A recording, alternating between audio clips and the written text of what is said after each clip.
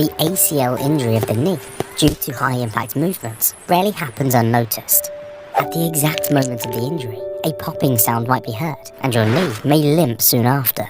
If you suspect this is an ACL injury, put your leg above the heart and put ice on it. Do not use it to do any activity, and directly see your doctor to get a complete observation, especially if a bluish area appears or your feet become cold, which means that the blood vessels to your knee is injured. Within 24 hours, your knee will swell and become painful.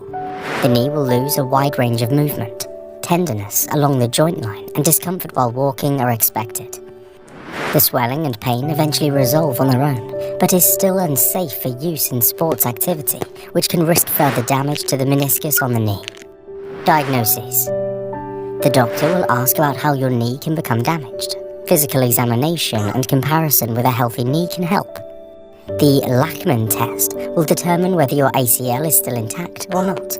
Special tests can also show that other ligaments are still in their place. X-ray imaging helps to show if any damage to the bone is visible. MRI creates better images for soft tissue, such as the ACL. Non-surgical treatment. For lower grade or partial injuries on the ACL, or when the knee is still stable, this treatment is favorable. Especially in children, as surgery may damage their bone growth plate.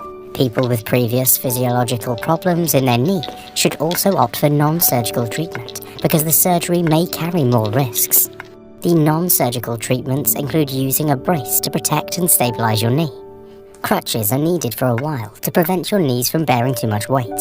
Physical therapy can start as soon as the swelling of the knee goes away to promptly restore your knee's function and strengthen the leg's muscles.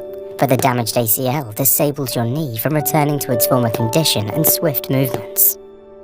To support an active lifestyle like football athletes, the damaged ACL needs to be reconstructed to prevent joint instability, further injury to other parts, or osteoarthritis in the future.